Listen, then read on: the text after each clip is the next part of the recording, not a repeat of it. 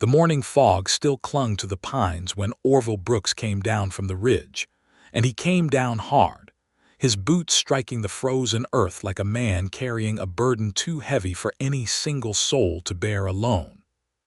He had seen the light in Georgia Keene's window go dark at 9:30 the previous evening, and something in the way that amber glow had simply vanished, not flickered, not dimmed, but been swallowed whole by the night, had driven a cold spike through his chest that no amount of telling himself it was none of his business could pull free. He had stood at the edge of his property for 3 full hours in the dark, watching, waiting, telling himself she was fine, that a widow woman who had survived 2 brutal winters on that homestead alone did not need a mountain man she barely knew staring down at her from the tree line like some kind of phantom.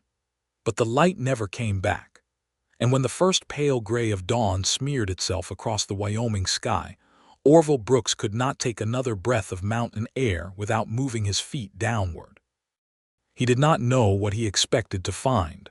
That was the honest truth of it. He had rehearsed 100 versions of a reasonable explanation during those dark hours on the ridge. She had gone to bed early. She was under the weather. She had simply run out of lamp oil. But his gut, that deep animal knowledge that a man who had lived 34 years in wild country learns to obey without question, told him that something was deeply, horribly wrong in the valley below. The Keene homestead came into view around a bend in the frost-hardened trail, and the sight of it stopped Orville cold. The front door hung open at a sick angle, suspended on one hinge. The wood around the frame splintered as though something had struck it with tremendous force. The small kitchen garden she had worked so hard to protect from the early frost was trampled into black ruin, and Georgia Keene herself was sitting on the porch steps in the pale morning cold, her dark hair loose around her shoulders, her arms wrapped tight around herself, staring at the ground with empty eyes that told him she had not slept at all. His heart seized inside his chest. He picked up his pace, nearly running the last 100 yards, and when the crunch of his boots on the frozen ground reached her ears, she looked up sharply, her body coiling with a fear so raw and immediate that it nearly broke him in two to witness it. Then she recognized him, and the fear did not entirely leave her face, but it rearranged itself into something more complicated: exhaustion and shame, and a desperate relief she was clearly trying very hard not to show. "Georgia," he said, and his voice came out rougher than he intended, roughed down to almost nothing by 3 hours of cold air and sleeplessness. "What happened here?" She opened her mouth, closed it, looked back down at the frozen ground. A bruise was forming along her left cheekbone, dark and angry against her pale skin, and the sight of it sent a bright hot current of fury through Orville's blood that he had to work to contain. He forced himself to stop at the base of the porch steps rather than closing the distance between them too fast and frightening her further.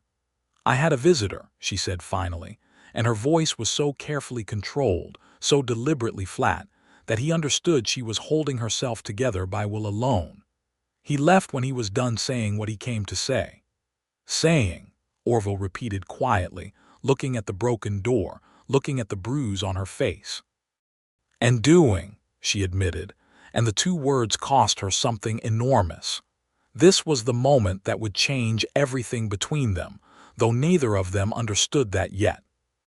This was the morning after her light went out too early, and the mountain man had come down from the ridge, and nothing that followed in the lives of Orville Brooks and Georgia Keene would ever be the same again. To understand how they had come to stand in that cold morning air with a broken door between them, and a bruise blooming on her face like a dark flower, you have to go back to the spring of 1882, to a land office in Casper, Wyoming, where a woman alone in the world stood before a clerk who looked at her with undisguised skepticism and told her that yes, the Keene parcel was legally hers under the Homestead Act, but that he personally doubted she would last through July. Georgia Keene was 27 years old that spring, and she had recently buried her father, Daniel Keene, A man who had spent the last decade of his life building a dream on 160 acres of Wyoming grassland backed up against the foothills of the Bighorn Mountains. Daniel Keene had been a stubborn, solitary, deeply principled man who had taught his daughter to read by firelight, to shoot a rifle with steady hands, to read weather in the color of the sky, and to trust nobody who smiled too easily. He had not taught her to be fragile. He had not taught her to need rescuing. What Daniel Keene had not managed to protect his daughter from was the man named Hector Grady. Hector Grady was the kind of man the West produced in abundance, and in whom it took a perverse pride, big, financially successful by the standards of the territory, and utterly without conscience. He ran a cattle operation that covered the better part of 3 adjacent valleys, and he had been eyeing the Keene parcel for 2 years before Daniel's death with the patient hunger of a man who knows that time is on his side. The Keene land sat at the mouth of a seasonal creek that fed his lower pastures in drought years. Whoever controlled that creek controlled thousands of acres of viable grazing land. To Hector Grady, the 160 acres of the Keene homestead was not a home. It was a water right. Georgia had understood none of this in the weeks following her father's death. She had been too consumed by grief, by the staggering practical weight of settling his affairs, by the terrifying realization that she was now entirely alone in the world. She had one distant cousin in Ohio who had written a polite letter of condolence and mentioned nothing further. She had no suitors waiting. She had no savings beyond what her father had kept in a tin box under his floorboards, enough for seed and supplies for 1 growing season, perhaps 2 if she was careful. What she had was the land, and her father's dream, and a stubbornness that matched Daniel Keene's own. She moved onto the homestead in April of 1882 and began the work of a life. She planted her kitchen garden. She mended the fence lines. She learned, through blistering trial and error, how to keep the small herd of cattle her father had left her healthy and fed. She shot her first deer that May and dressed it herself, hands shaking, jaw set, refusing to be undone by it. She learned which neighbors could be trusted, the Harmon family 4 miles east, who were kind enough, and which could not. Hector Grady came to call in June, and he came with flowers. Actual flowers, which a man of his type purchasing struck everyone who heard about it later as grotesque. He sat in her kitchen with his hat in his hands and made her an offer for the land that was, she would later learn, about 1/3 of its actual worth, and he framed it as generosity. He spoke about how difficult life alone was for a woman. He spoke about how the winters up against those foothills were particularly savage. He spoke about how he worried for her. She told him no thank you and showed him the door, and he smiled his too easy smile and said he understood completely, and that she should not hesitate to come to him if she ever changed her mind or found herself in difficulty. She would never change her mind. She had understood that from the first syllable out of his mouth. What she had not understood, not yet, was the particular brand of darkness that lived inside Hector Grady's chest where other men kept their decency. She had not understood that a man like Hector Grady did not receive the word no as a complete sentence. To him, no was merely the first position in a negotiation that he intended to win by any means available. The summer and fall of 1882 passed in hard, honest, deeply satisfying work. Georgia discovered that she had her father's gift for the land. Her cattle fattened on the good late summer grass. Her kitchen garden produced abundantly. She put up preserves and dried meat and salted pork enough to see her through the winter with careful management. And somewhere during those long, golden, punishing days, something that had been wound tight with grief and uncertainty inside her began, slowly, to loosen. She was not happy, exactly. Happiness felt like a luxury she could not yet afford. But she was competent, and she was surviving, and on the best evenings, when the last red light slid down behind the mountains and the stars came out over the valley thick as scattered salt, she felt something close to peace. It was in September that she first became truly aware of the man on the ridge. She had been aware, in a general peripheral way, that the high ground to the north of her property was occupied by someone. Smoke from a chimney, occasional distant sounds of work, the ring of an axe, the knock of a hammer. The Harmon family had told her, when she asked, that a man named Orville Brooks had built himself a homestead up on the North Ridge 3 years back, that he was quiet and kept to himself, that he occasionally came down to trade at the general store in the settlement of Caldwell 7 miles east, that nobody knew his history particularly well, but that he was considered trustworthy by the people who had had dealings with him. The first time she actually saw him was by accident.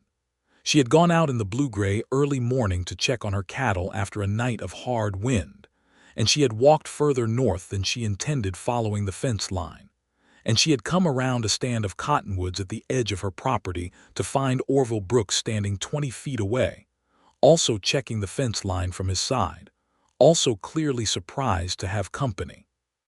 He was tall, genuinely tall, the kind of height that came with a wide, capable frame, and he had a dark beard trimmed close and dark eyes that assessed her with a directness that was not aggressive but was entirely, unabashedly attentive. He wore a canvas coat that had seen considerable use, and he carried a rifle, muzzle down, in the casual way of a man for whom a rifle was simply a working tool and not a display. "Morning," he said. "Morning," she said back. There was a pause in which they both stood on their respective sides of the fence line in the pale early light, and Georgia had the distinct impression that he was deciding something. "Wind did a number on the northeast corner of your line," he said. "2 posts pulled loose. I saw it from the ridge yesterday evening, but I figured you might prefer to handle it yourself before I said anything. Figured wrong, I'll put it to you straight." She blinked at this. It was the most carefully considered act of neighborly consideration she had encountered since her father died. Most men simply arrived and started doing things with or without her consent, as though her preference were a minor variable. "I appreciate you telling me," she said. "I'll see to it today." He nodded once, and there was another pause, and he said, "I'm Orville Brooks, Georgia Keene." "I know," he said. "I was sorry to hear about your father." He said it simply, without the performed solemnity she had grown tired of, and she found that she believed him. "Thank you," she said. He lifted his chin in a small, acknowledging gesture and turned back up the slope toward the ridge, and that was all. But Georgia stood at the fence line for a moment longer than was strictly necessary, watching the shape of him disappear into the pines, and something in her chest did a thing she had not given it permission to do. She ignored it with great determination for the next several weeks. They encountered each other 5 more times before the first snow, always at the fence line, always in the early morning. The conversations were brief and practical: weather, cattle, fence conditions, the state of the trail to Caldwell after the rains. But Georgia noticed, with the particular acuity of a woman who has spent months in solitude, that Orville Brooks listened to her with his full attention in a way that most men did not. He did not interrupt. He did not condescend. When she said something he disagreed with, he said so directly and explained why, and he accepted counter-argument without resentment. She found herself thinking about him at odd moments throughout her days. She found herself, on the evenings she lit her lamp and sat down with the book she was working through, occasionally glancing up at the ridge through her north-facing window to see the distant glow of his chimney light. She told herself this was simply the natural human impulse toward connection after months of profound solitude. She told herself it meant nothing particular. She was not quite convincing herself.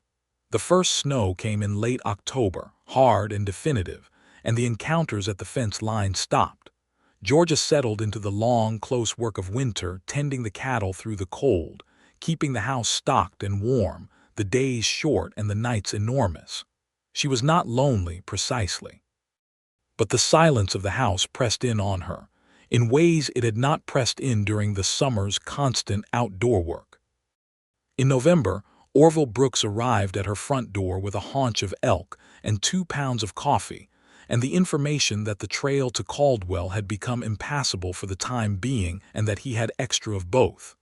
She stood in her doorway and looked at him for a long moment, and he looked back at her with those steady dark eyes, and she said, "Come in, then."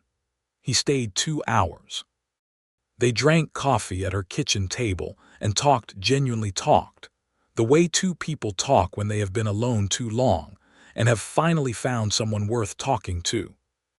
She learned that he had come to Wyoming from Missouri 6 years ago, that he had built his ridge homestead himself over the course of 2 winters, that he ran a small cattle operation and supplemented it with trapping and hunting. She learned that he was 31 years old, that he had no family living, and that he was a man who chose his words with the care of someone who had learned, through experience, that words carelessly deployed do tremendous damage. She told him about her father. She told him about the land and what it meant to her. She told him about the morning she had stood before the land office clerk in his doubting eyes and made a private oath that she would not be moved from this place. He listened to all of it without a single false note of sympathy, and when she was done he said, "He was right to give it to you. It suits you." She asked him what he meant by that. "Some people belong to a place," he said simply. "You belong here." She looked at him across the kitchen table in the lamplight, and the thing in her chest that she had been ignoring since September said something quite clear and definite that she found herself unable to dismiss. "You ought to come up to supper sometime," he said, and she saw that it had cost him something to say it, and she understood that Orville Brooks was a man who found the territory of feeling rather more hazardous to navigate than mountain terrain in winter. She said yes, and his face did something very quiet and very real. He left before the early dark fell, and Georgia stood at her kitchen window watching his lantern climb the ridge trail, and she thought that she had been wrong about happiness being a luxury. She thought maybe it had just been waiting at the fence line all along. December deepened and the cold became serious. Georgia made the trip up the ridge to Orville's place twice before Christmas, the second time in a snowfall that turned the pines white and muffled the world to a deep, breathing silence. His homestead was a surprise. She had expected a rough bachelor camp but found instead a solidly constructed house, small but carefully built, with a good stone chimney and shelves of books, and a work table covered in tools he was clearly skilled with. He had carved the chairs and table himself. She could see that in the joinery. He had made the place into a home with the same deliberate patience he seemed to bring to everything. He cooked for her, a venison stew with dried apples and biscuits, and she ate at his table in the firelight, and they talked about books, which she had not expected. And he recited a passage from a novel he had read 3 times, and she knew the book and could finish the passage. And he looked at her across the table with an expression that she could only describe as wonder, and she felt something open in her chest like a window thrown wide in spring. After supper he walked her home down the ridge in the snow, carrying a lantern, and at the door of her homestead they stood for a moment in the cold dark, and she could see him turning something over in his mind, weighing it. "Georgia," he said, and stopped. She waited. "I want to be honest with you," he said very carefully. "I don't know how to. I'm not a man who has done this much, speaking plainly about things like this." "You could just say the thing," she said softly. He looked at her. The snow was falling between them in big, slow flakes. "I think about you every day," he said. "Every single day since September."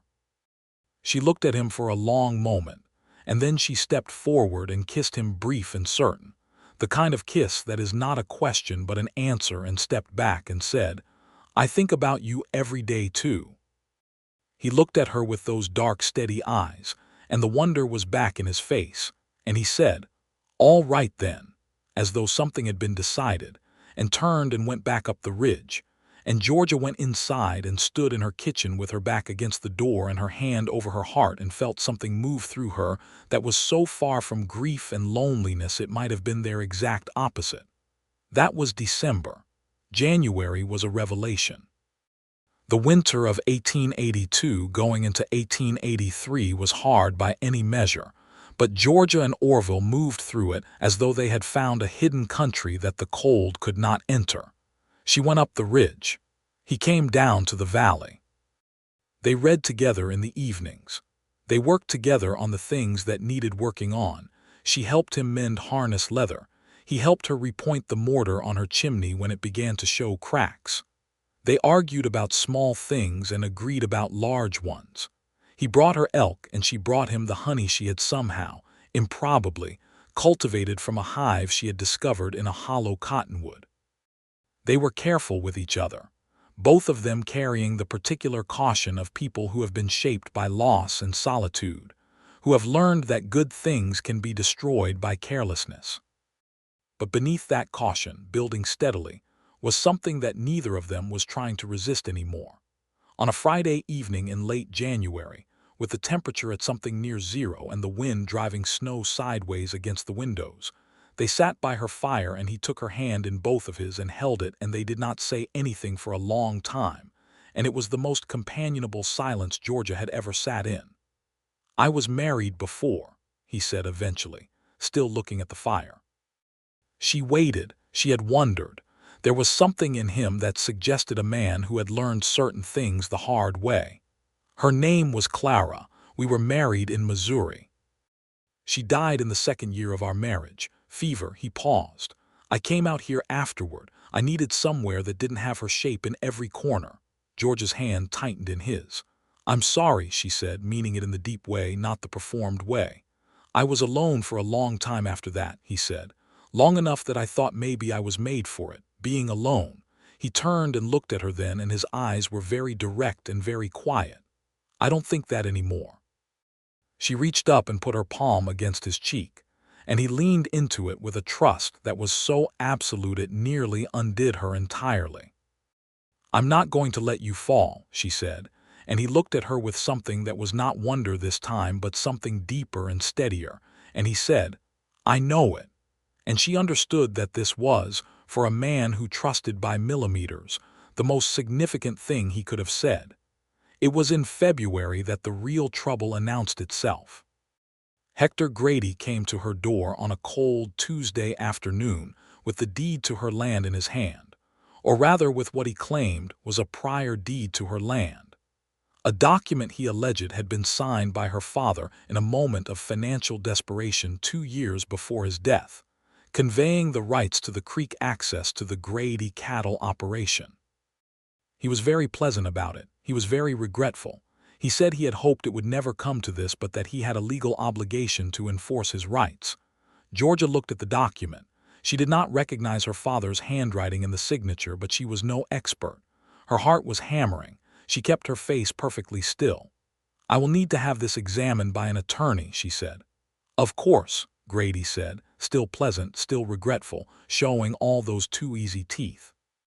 "Take all the time you need. But I thought you should know so you could make your plans." He left, and Georgia sat down at her kitchen table and looked at her shaking hands, and then she stood up and put on her coat and went outside into the February cold and stood there until the shaking stopped, because she was not going to let Hector Grady see her shaken, even in her own kitchen after he had gone. She told Orville that evening, and she watched something shift in his face, a settling, a hardening, nothing dramatic, just a man quietly organizing himself around a threat. "The signature," he said. "You're sure it didn't look right?" "My father wrote with a distinctive hook on his K's," she said. "The signature was printed, not cursive. He never printed his name." Orville nodded slowly. "We need to get to Caldwell and find out who holds property records for this county. There will be a clerk. There will be a record of every registered deed. The trail is still bad. I know, we'll go anyway." There was something in the way he said it, the "we," stated without hesitation or qualification, that moved through her like warmth. She was not alone in this. The recognition of that fact was staggering. They made the trip to Caldwell the following week, Orville navigating the snow-choked trail with the calm of a man who has been doing this for years, Georgia riding beside him through the white silence of the mountains. The county clerk was a thin, precise man named Aubrey who wore spectacles and had an encyclopedic knowledge of his own filing system, and who confirmed within 20 minutes of their inquiry that there was no registered deed conveying any property rights from Daniel Keene to Hector Grady or any entity associated with Grady. The Keene homestead was registered to Georgia Keene, full stop, no encumbrances. Grady's document was either a forgery or an unregistered and therefore unenforceable private agreement that had no legal standing against a properly filed homestead claim. Georgia stood in the county clerk's office in Caldwell and let out a long, slow breath. Then she thanked Aubrey the clerk with genuine warmth and turned to find Orville watching her from across the small office with an expression she had not quite seen on his face before. Pride, she thought. Not pride in himself, pride in her. "Now we go home," he said. "Now we go home," she agreed, and the word home, spoken about the valley and the ridge and the space between them, carried more weight than it ever had before. But Hector Grady was not a man who accepted setbacks as permanent conditions. He had not built his cattle empire by taking single refusals as final answers. When the legal document gambit failed, and he learned within a week that Georgia had gone to Caldwell and confirmed its worthlessness, he shifted to a different strategy, one that was darker and more personal, and that would bring everything to a crisis point on the night he paid his second visit to the Keene homestead. Spring came to the valley slowly and with tremendous effort, the way it always does in high Wyoming country, fighting the cold day by day until suddenly one morning the meadowlarks were back, and the creek was running high with snowmelt, and the air smelled like mud and green things, and the particular clean clarity of a world starting over. Georgia Keene was in love, and she knew it with the same certainty she knew the lie in Grady's document. It was bone-deep and factual, and not available for negotiation or revision. Orville Brooks came down from the ridge every other day now, not just for a purpose, but simply because they wanted to be near each other, and she went up to his place with the same regularity, and the trail between their two homesteads had worn to a clear path through the spring mud and new grass. He was not a man who said things quickly. She had learned this about him. He held words up to the light and turned them over before he let them out, which meant that, when he said something, it was the thing he actually meant, completely and without remainder. He had not yet said the specific words that she found herself wanting very badly to hear, but he said them in every other way available to him. In the careful attention he paid to her, in the things he made and brought her, in the way he looked at her across the table or across the fence line or across the silence of a companionable evening, like she was the thing he had come down from the ridge for. In April, on a warm evening with the first real warmth of the year in the air, they sat on the steps of her porch watching the sunset turn the mountains red, and he said, "I think we ought to consider making this permanent." She turned and looked at him. He was looking at the mountains, his jaw set with the particular tension of a man who has said a thing that made him deeply vulnerable and is waiting to see if that was a mistake. Making what permanent? She asked because she needed to hear him say it fully. He turned and met her eyes. "You and I," he said, "together, married." He held her gaze. "I am asking you to marry me, Georgia, if you'll have me." The mountains were still red behind him, and the meadowlarks were still calling in the grass, and the creek was still running, and she thought of September and the fence line and the careful way he had said she belonged here, and she thought of December and the snow and the kiss that was an answer, not a question, and she thought of every morning since then in which she had woken up and found the world a fundamentally better and more manageable place because he was in it. "Yes," she said, "I will have you, Orville Brooks." He reached over and took her hand, and there was that absolute trust again, and she held it and held him, and the red light faded to gold, and then to the deep blue of a clear high country evening, and neither of them moved from those steps for a long time. They were married in May, at the Caldwell Church, a small building of white-painted wood presided over by a minister named Reverend Cole, who had the good sense to keep the ceremony short and meaningful, and not to add unnecessary embellishment to something that was already complete in itself.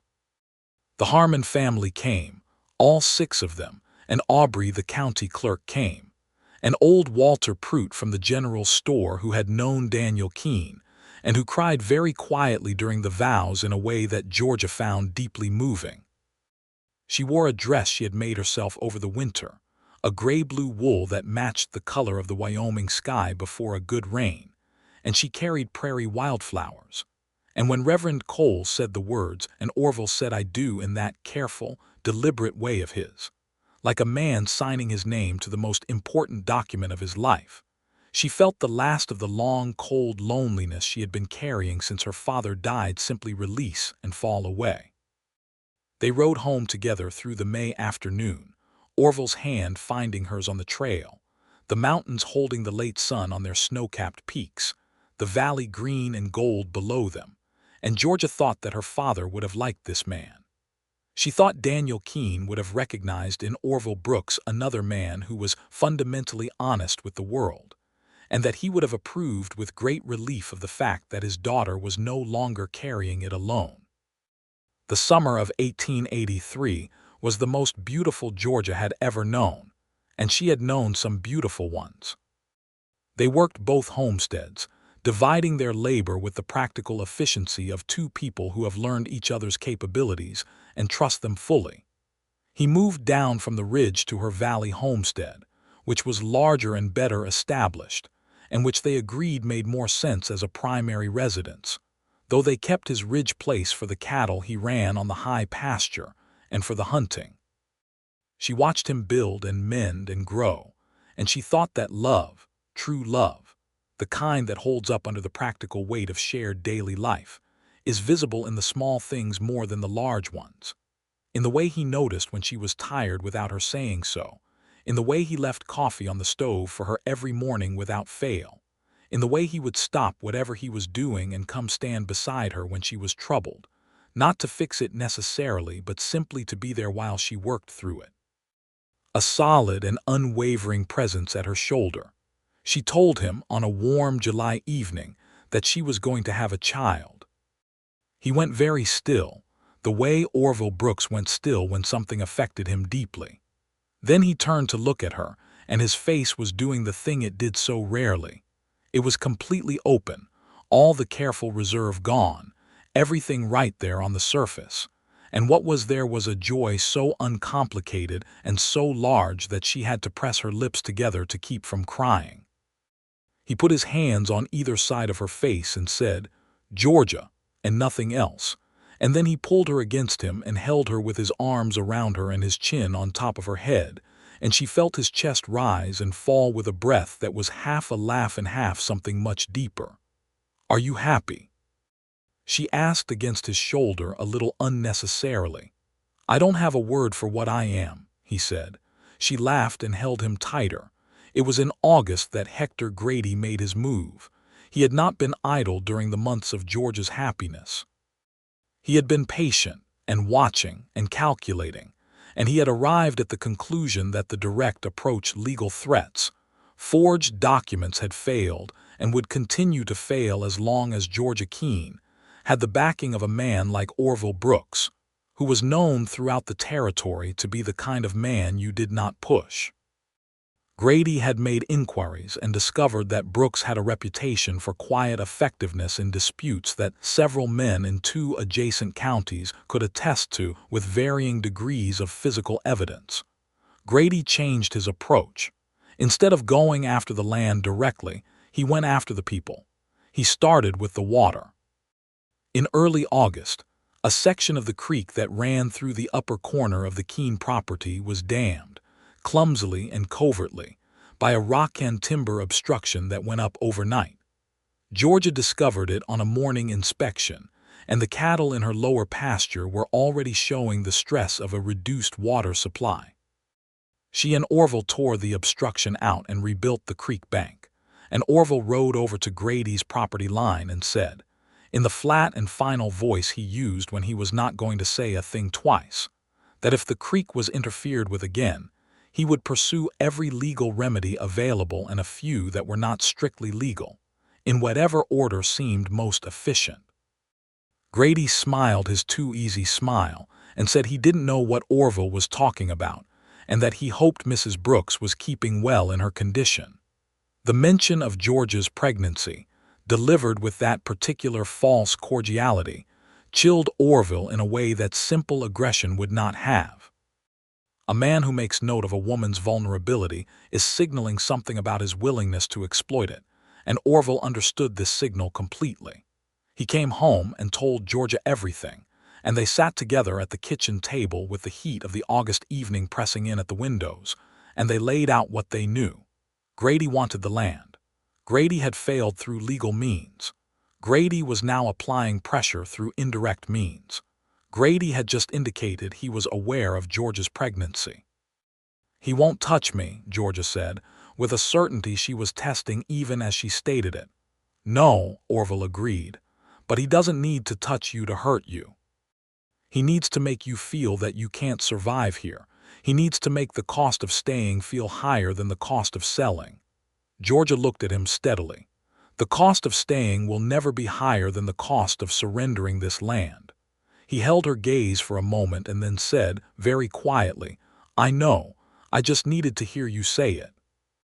They went to Caldwell and consulted the one man in the settlement who had some knowledge of territorial law. A former judge named Hawthorne who had retired from the bench but maintained a practice of informal counsel. Hawthorne listened to everything they had, assessed it with sharp gray eyes, and told them that the key to stopping Grady was documentation. Every incident, written down with dates and descriptions. Every conversation, recorded as closely as possible. Every piece of evidence of interference preserved. "A man like Grady has done this before," Hawthorne said, "and he will have been careful enough that no single incident is enough to act on. But a pattern, properly documented and presented, can bring the weight of the territorial government down on him. He does not want that. He wants to operate in the dark. Your job is to drag him into the light."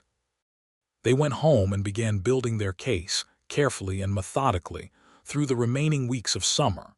And then September arrived, and with it the night that changed everything. Orville had ridden up to the ridge to check the high pasture cattle, intending to be back before dark. He had been delayed by a heifer in difficulty, and the difficulty had taken hours to resolve, and by the time he had done what needed doing the dark had fallen complete and the trail down was treacherous by lantern light. He had made the calculation that going back down the ridge in the dark, with exhaustion in his hands and ice beginning to form on the trail, was a risk not worth taking, and he had gone back to the ridge homestead to sleep and come down at first light. This was the calculation that Hector Grady had been waiting for. Grady did not come alone. He brought 2 of his men, both of them chosen for their willingness to do what needed doing without too many questions. They arrived at the Keene homestead at 8:30 in the evening, and Georgia, alone in the house with her pregnancy now clearly visible and a rifle she was fully capable of using, went to the door at their knock and found Grady standing in the lamplight with those 2 silent, large men at his back. She had the rifle. She was prepared to use it, but Grady had brought the particular weapon of information, which in some ways is more dangerous than firearms. He had found Orville's first wife. Not Clara, who was dead and beyond any manipulation. He had found that Orville Brooks had been accused of something in Missouri 7 years ago, an accusation that had never been proven but had been the reason he left.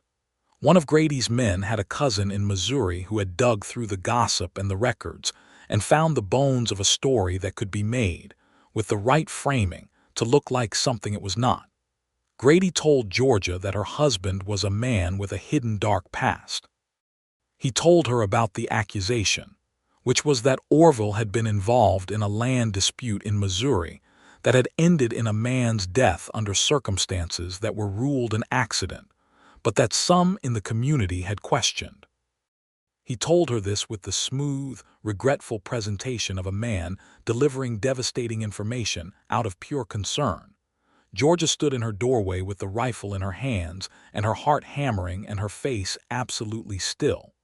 "I thought you deserved to know the truth about the man you married," Grady said, "especially given your current condition. A woman should know if she's sharing her life with someone capable of violence." One of his men stepped forward and pushed the door in hard, and the hinge gave, and the wood splintered, and Georgia stepped back, and the rifle was up before she fully decided to raise it. and Grady put his hand on the barrel and pushed it to the side, not with force exactly, but with the weight of a man who had already decided how this was going to go. He was bigger than her and she was pregnant, and there were 3 of them, and the nearest neighbor was 4 miles away.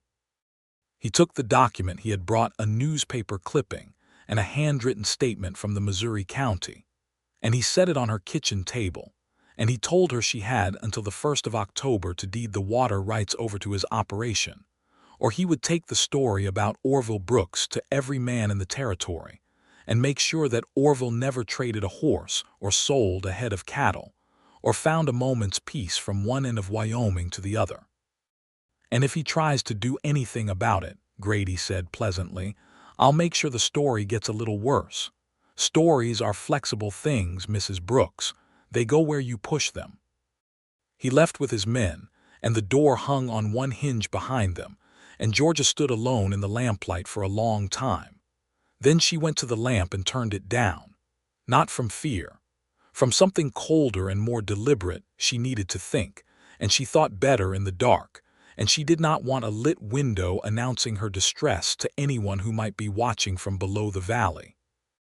The light went out, and she sat in the dark kitchen with the paper on the table and thought very carefully about what Orville Brooks had and had not told her, and what she did and did not believe about the man she had chosen, and what she was and was not going to do. She thought about him through the long night.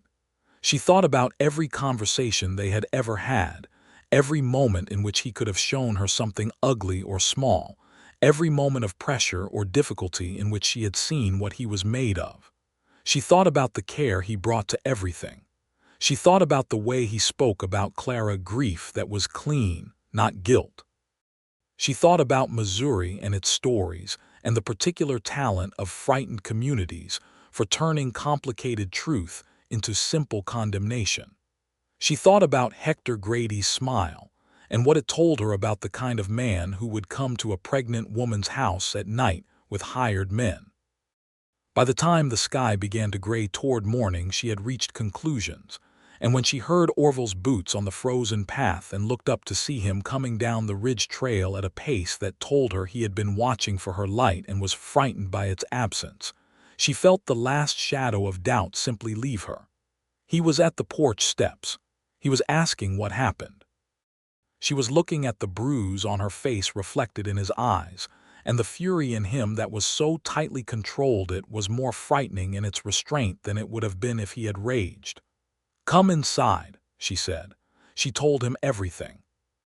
She watched his face as she told him about Grady's document, about Missouri, about the accusation. She watched him carefully, the way she always watched him, and what she saw was not guilt. What she saw was a man confronting a dark past he had thought was behind him, and the particular pain of having that past weaponized against the person he loved most. "Tell me what happened," she said when she had finished. "Tell me the truth." He sat at her kitchen table with his hands flat on the surface and the broken door letting in the cold September air, and he told her. There had been a land dispute in Missouri. He had been involved. A man, a bad man, a man who had been brutalizing tenant farmers on land he did not legally own, had confronted Orville during the resolution of the dispute and had swung first, and the struggle had resulted in the man's death when he fell and struck his head on a fence post. Orville had been questioned and released. The coroner's ruling was accidental death. But the man had family, and the family had money, and they had made noise for 3 years, and the noise had made the community uncomfortable, and Orville had found that he could not breathe in Missouri anymore. "I should have told you," he said. "Before we married, I should have told you all of it." "Yes," she agreed. "You should have." He looked at her. "I was afraid you would see me differently." "I do see you differently," she said. "I see you as someone who survived something ugly and who had the sense to know he needed to start somewhere new, and who has not once in the time I have known him acted like anything other than a man of absolute integrity." She held his gaze. "Hector Grady wants me to be afraid of you. I am not afraid of you, Orville. I am angry at you for keeping secrets, and we will discuss that fully, but I am not afraid of you." He looked at her for a long moment with everything on his face again, all the reserve gone, and he said, "Georgia," and it was the way he said it that told her she had, once again, given him something he desperately needed. "Now," she said, leaning forward, "we are going to deal with Hector Grady." They rode to Caldwell that afternoon, both of them, Georgia's jaw set and Orville steady beside her, and they went to see Judge Hawthorne. They brought the documentation they had been building all summer, and they brought the account of the previous night's events, and Georgia gave her account with the precision of a woman who has been keeping records and who was in full possession of her faculties. Hawthorne listened to all of it and then was quiet for a long time, and then he said, "He came into your home. He touched your rifle. He made an explicit threat tied to a demand for property transfer. That is not a civil matter. That is criminal extortion. And the Missouri business," he looked at Orville steadily, "is 7 years old, adjudicated and formally closed. Any attempt to use it publicly would constitute defamation. Grady has, in his enthusiasm, overplayed his hand. They sent a letter to the territorial governor's office in Cheyenne. They sent a copy to the county sheriff, a man named Draper who had thus far been conspicuously unhelpful in their dealings with Grady, but who, confronted with a formal written complaint documenting criminal extortion, found his motivation for action increasing considerably. Grady was informed, through official channels, that he was the subject of a formal criminal complaint. His lawyer, a man who was considerably smarter than Grady, told him in very direct terms that if he pushed this further he would be looking at prosecution for extortion at minimum, and that the territorial government in 1883 was in a period of asserting law and order in ways that did not favor men who had been operating outside the law's reach for too long. Grady folded. Not gracefully, men like Grady never folded gracefully, but he folded. He withdrew his claim. He withdrew his men. He did not communicate further with Georgia or Orville Brooks, and within 6 months he had sold the majority of his cattle operation and relocated to Colorado, where presumably he found new territory to abuse. The broken door was fixed. The bruise faded. The autumn deepened into something golden and good. But the secret was still between them, and Georgia was not a woman who left important things unaddressed. She made Orville sit with her one evening in the full truth of what he had withheld and explain it, not as a confession, but as an accounting. She needed to understand why he had decided to keep that history from her, and she needed him to understand why that decision had been a wrong one.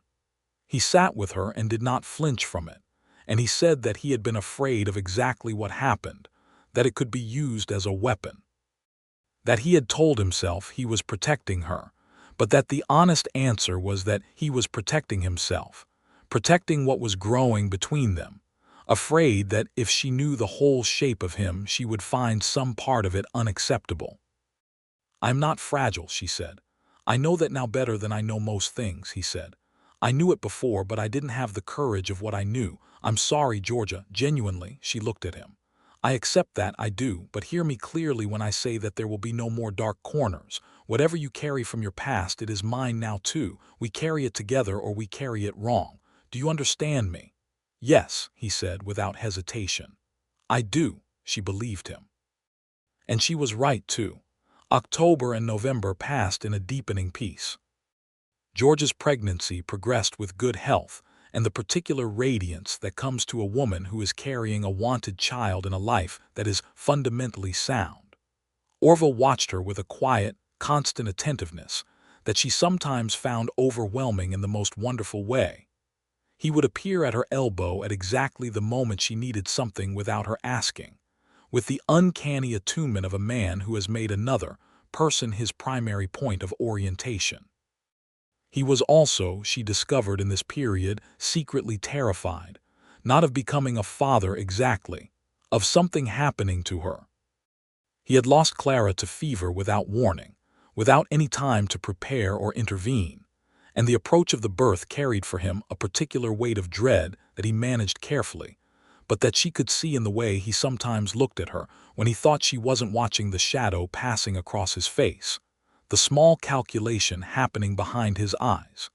She named it for him one evening in November, because she had learned that things not named had a way of growing larger in the dark. "You're frightened for me," she said. He was quiet for a moment. "Yes, tell me," he did. He told her about Clara, not just the death but the helplessness of it, the terrifying speed with which a human being could be present and then not present, the way the world had tilted permanently on its axis. He said that he knew this was different, that Georgia was healthy and capable, and the Harmon family had a woman among them with midwife experience, and that rationally he understood the risk was ordinary and the fear was disproportionate. But that knowing this did not make the fear leave. "I know," she said, "and I'm not going to tell you not to be afraid because that would be useless. I'm going to tell you that I intend to be here, stubbornly and thoroughly here, because I have a great many things still to do in this life, and you are the person I intend to do most of them with." He put his arms around her and held on, and she let him. And outside the mountains were white with the first real snow of winter, and the valley was still and cold in theirs. Their son was born on the 14th of February, 1884, in a fact of timing that everyone they knew would comment on for years afterward with varying degrees of sentimentality. He came into the world in the good, practical hands of Mary Harmon, who had attended a dozen births in the valley, and approached each one with the brisk competence of a woman who understood that life and death were neighbors in this country, and that the best thing you could do was stay calm and work steadily. The birth was long and hard. Georgia labored through the better part of a day, and did it the way she did everything, with her teeth set and her will focused and no wasted breath on crying out when that energy could go toward the work.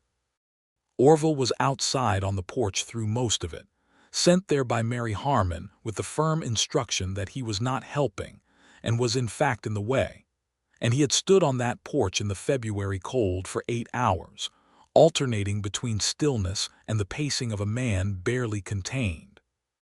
When Mary opened the door and told him it was done and both of them were all right, he stood for a moment with the cold night air around him and his eyes closed, and something moved through his face that was too large and too private to describe, except to say that Georgia, watching him come through the door with his eyes still wet, thought she had never loved him more than she did in that exact moment.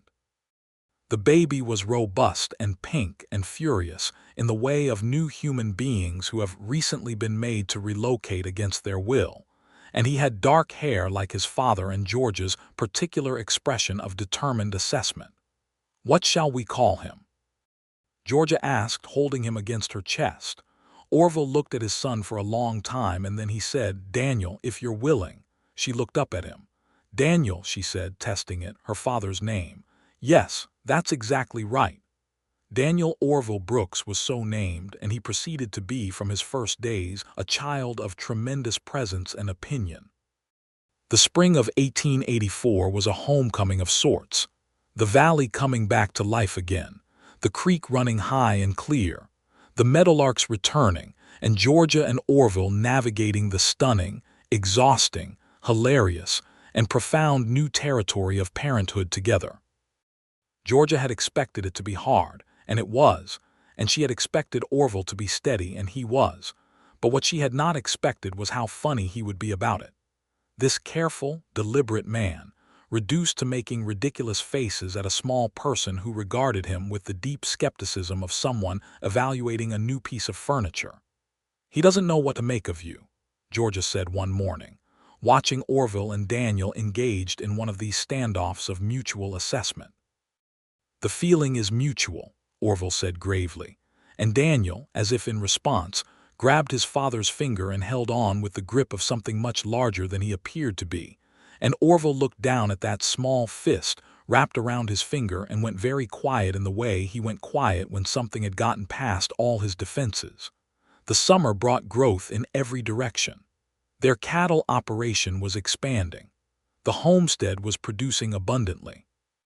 Orville built an addition to the house, 2 rooms, properly framed and finished, because Daniel would need his own space, and because Georgia had mentioned, once in passing, that she would appreciate a room with a south-facing window for her reading, and Orville had simply appeared one morning with lumber. The relationship between them had deepened into something that people who have not experienced it sometimes mistake for comfort when it is actually the opposite. It was alive and present in a way that the early months of love, for all their electricity, could not quite match. They knew each other fully now, the difficult and the beautiful, and the choice to be together was therefore made with full information every single day, and that made it more rather than less. Georgia found, sometime that summer, that she had completely stopped mourning the life she had lost when her father died and had started simply living the one she had built on its foundation. She had not forgotten Daniel Keene or the grief of his loss. She never would, and she did not want to. But grief had become something she carried with her as a piece of her history rather than something that constrained her present, and this shift, which she had not orchestrated but which had arrived gradually and completely, felt like one of the most significant interior events of her life. She told Orville this one evening on the porch, watching the sun go down. He listened, and was quiet, and then said, "I think that's what it's supposed to feel like eventually. Like it becomes part of you instead of against you. Has it happened for you with Clara?" "Yes," he said. "It happened this past year somewhere. I'm not sure when exactly." He paused. "I think it happened when I stopped being afraid of losing you, when I started trusting that you're not going to disappear." She looked at him in the last gold light. "I'm not going to disappear." "I know," he said. "I know it in my bones now." She took his hand. The mountains turned rose and then purple, and then the stars came out, and they sat on the porch in the warm summer evening with the sounds of the valley around them, and their son asleep inside, and 20 years of life still ahead of them stretching out like country they could not yet see the end of, and neither of them needed to say anything more. In the fall of 1884, they made the trip to Caldwell together to finalize several pieces of property documentation that Judge Hawthorne had advised them to formalize, while the Grady matter was still relatively fresh and legal protections were available. The Keene homestead was formally re-registered in both their names. The water rights were properly documented and filed with the Territorial Land Office in Cheyenne. Every fence line was surveyed and recorded. When they left Hawthorne's office that afternoon, the Keene Brooks homestead was as legally bulletproof as 1884 Wyoming could make it, and Georgia walked out into the Caldwell afternoon feeling the particular satisfaction of a fortress well built.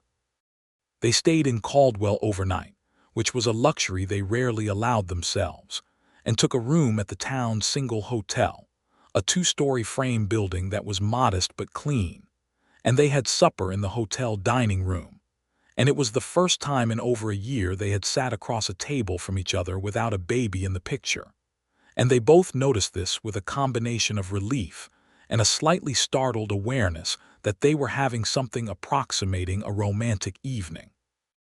Orville had dressed carefully for supper, which Georgia noted with private delight, and he had brought her a small book he had found at the general store, a volume of poetry by Walt Whitman, and he set it on the table beside her plate without ceremony and said, "I saw it and thought of you." And she picked it up and opened it to a random page, and read the first line her eyes landed on, and looked up at him across the table with her heart in her face. They were still, in the deep and fundamental way, in love with each other.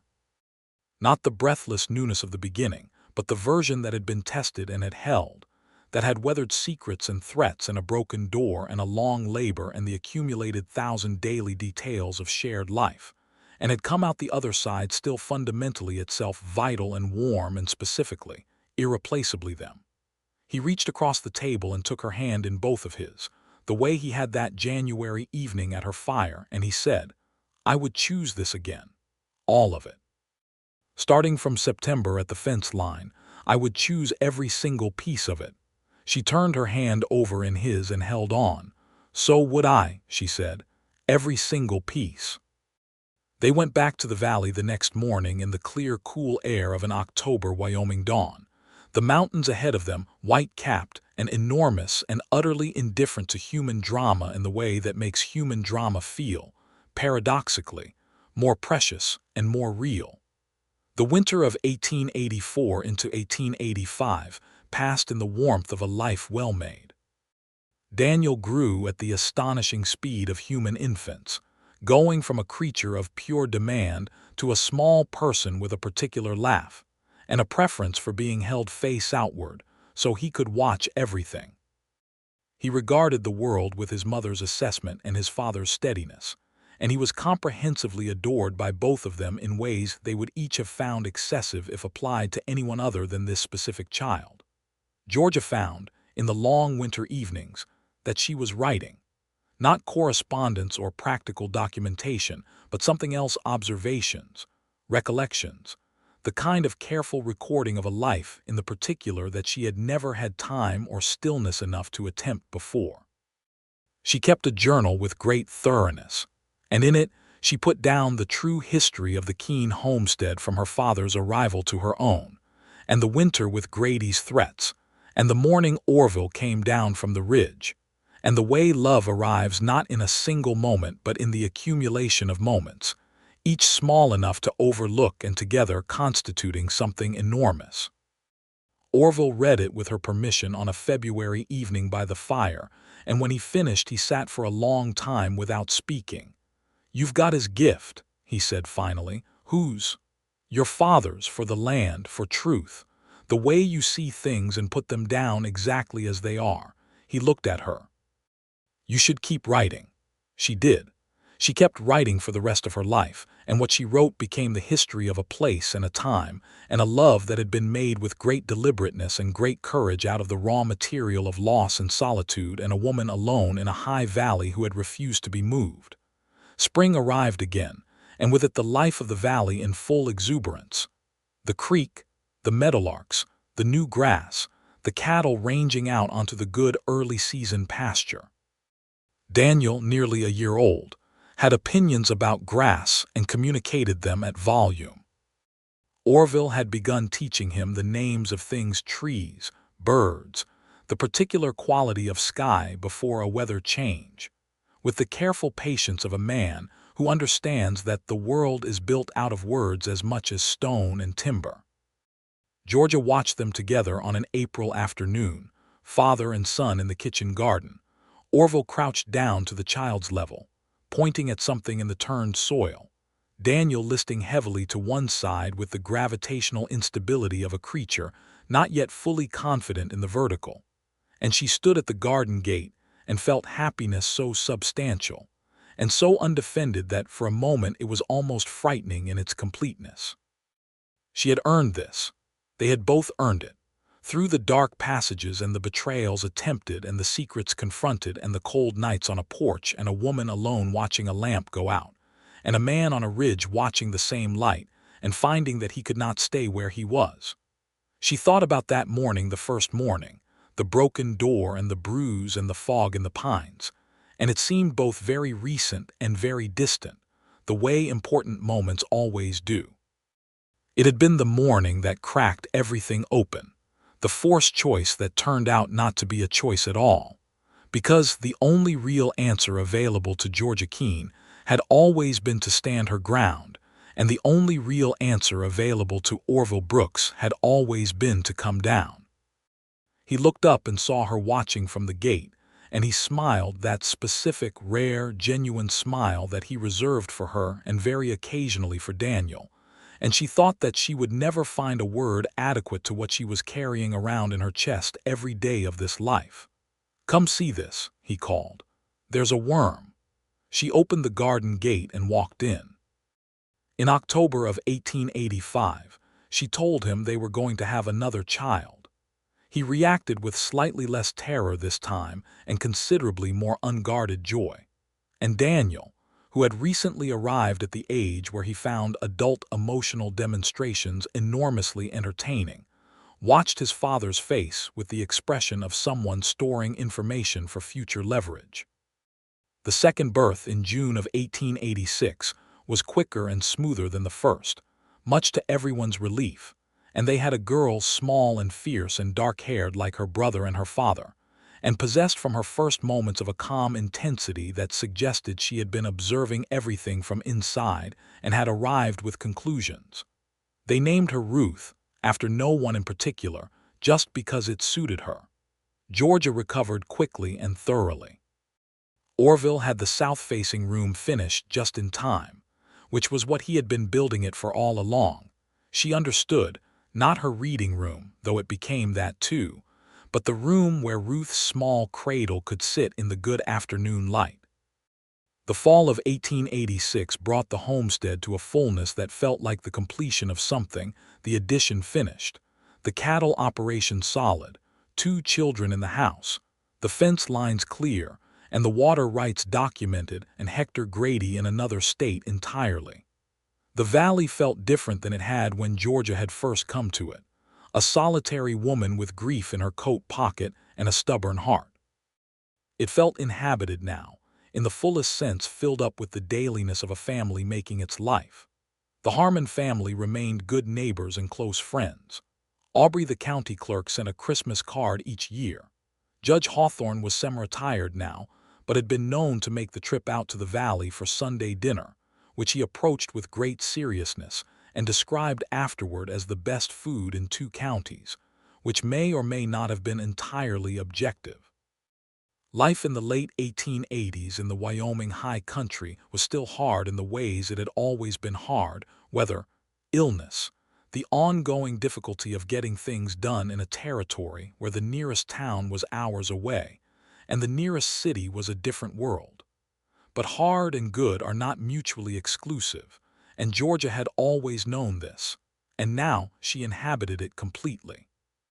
On a September evening in 1887, 5 years, nearly to the month, from the morning at the fence line, Georgia and Orville sat on the porch in the last warmth of the year, their children asleep inside, the mountains going through their evening performance of color, and Georgia said, "Tell me something you haven't told me yet." This was something they did occasionally, this invitation into whatever interior territory had not yet been mapped between them. Orville considered it with his characteristic deliberateness. "I was going to leave Wyoming," he said. "Last spring before I met you, I had about decided the ridge was too lonely and I was going to sell and go back east somewhere. I had gotten as far as writing a letter to a man in St. Louis about it." Georgia looked at him. "What stopped you?" "I hadn't sent it yet. And then summer came, and the summer was—" He paused, searching. "The summer was very good, and September came and I saw you at the fence line and I threw the letter in the fire." She sat with this for a moment, the thin margin of it, the whole weight of what they had built resting on an unsent letter and a September morning, and a man who had decided to stay one more season. "I'm glad you threw it in the fire," she said. "So am I," he said. "Every day." The stars were coming out over the valley, big and brilliant in the high-altitude dark. Somewhere in the north pasture, a night bird was calling in the willows along the creek. The house behind them held their children and their books and the accumulated warmth of 5 years of shared life, and the mountains held the valley on 3 sides in their ancient, patient permanence, and Georgia Keene Brooks was 32 years old with her whole life still bright ahead of her. She put her head on Orville's shoulder, and he put his arm around her, and they sat in the good dark and listened to the valley breathe. There had been a morning, 5 years back, when a light had gone out too early in this valley, snuffed by fear and threat, and a man who mistook power for ownership. And a mountain man had stood on his ridge in the dark and found that he could not wait for dawn to move, that something in him had already made the decision before his feet had. And he had come down the slope in the cold gray morning, toward a woman sitting on a porch with her arms around herself, and a bruise on her face, and a stubbornness that was entirely capable of surviving everything Hector Grady and Wyoming winter and solitude had brought to bear on it. He had come down, and she had let him in, and the broken door had been fixed. Everything that came after the documented water rights and the Christmas cards from Aubrey the clerk and the worm in the kitchen garden and the daughter named Ruth and the son named Daniel for a man who had taught his daughter to belong to the land was built on that morning, on the choice to come down from the ridge toward the light that had gone out, instead of waiting on the mountain alone. The light was back now. It had been back for years, warm in every window, carried outward into the valley and the foothills and the long slope of the mountains, in the particular radiance of a life that knows what it is and chooses it every day. Georgia tilted her head up and looked at Orville's profile against the stars, this careful and deliberate man who had crossed a Missouri tragedy and a Wyoming winter, and a secret held too long and come through all of it to this porch, this evening, this particular configuration of stars over this particular valley. "I love you," she said. He turned and looked at her, and his eyes were dark and steady and completely open in the way they were only for her, and he said, "I love you, Georgia. I have loved you since September." She smiled. "Since September," she agreed. In the spring of 1889, Wyoming became a state, the first state in the Union to grant women the right to vote, a fact that Georgia noted in her journal with great satisfaction, and several additional paragraphs of commentary that Orville read and said nothing about except to nod slowly, which meant he agreed completely. Daniel was 5 by then, and deeply interested in horses with a single-mindedness that promised both joy and expense. Ruth was 3, and had developed a personality of such concentrated authority that the entire household organized itself around her preferences without fully understanding how it had happened. Orville had begun to teach Daniel the ridge trail on horseback, the same trail he had come down on that first September morning, explaining the landmarks and the tree lines and the behavior of the creek in different seasons. Georgia sometimes watched them from below, her husband and her son making their way up the slope in the morning light, and felt a continuity that moved through her like music, one generation handing the next what it needs to know about the country they inhabit and the lives they are inheriting. She kept writing. She wrote about the land and the weather and the cattle and the children and the day-to-day texture of a life she had chosen and built and refused to surrender.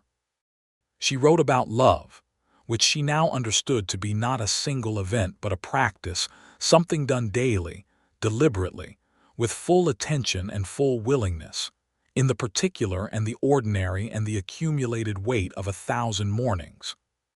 One morning in early autumn, the particular quality of light gold and low, the light of a world tipping toward winter but not yet surrendered to it, was so exactly what she had imagined when she had stood at the land office in Casper in the spring of 1882 and decided she would not be moved, that she put down her journal and walked to the kitchen window and stood looking out at it for a long time. Orville appeared in the doorway behind her. "What are you looking at?" he asked. "Everything," she said. He came and stood beside her at the window, and they looked out at the valley together, the creek winding through the golden grass, the mountains beyond it, the pines on the ridge catching the early light, the small figures of their son and daughter in the near pasture, Daniel attempting and failing to explain something important to Ruth, who was not persuaded. "Not bad," Orville said. She laughed. "Not bad," she agreed. "Not bad at all." He put his arm around her shoulders and she leaned against him, and they stood together at the window in the kitchen of the house they had built and the life they had made, while the light came in gold and steady over the mountains, and outside the valley held its breath in the perfect suspended moment of an early Wyoming autumn, and everything was exactly as it should be, and everything was well. The lamp in the window of the Keene Brooks homestead burned every evening from then on, set there deliberately, a signal of presence and belonging and refusal, the declaration of a woman who had decided to stay, and the man who had come down from the ridge to stand beside her, and all the long golden years that followed the morning after her light went out too early. It burned for years. It burned through winters and springs. It burned while children grew and neighbors changed, and the territory became a state, and the world past the mountains shifted and modernized, in ways that the valley accepted slowly and on its own terms. It burned while Daniel grew tall and Ruth grew formidable, and the cattle operation expanded, and the kitchen garden produced abundantly season after season, and the journal filled volume after volume with the true history of a place and a love. It burned every night, and from the ridge above the valley, from the spot where Orville Brooks had stood in the dark watching for it in the long September night that had changed everything, you could see it perfectly warm and steady and entirely, permanently lit. Not going out, not this time, not ever again.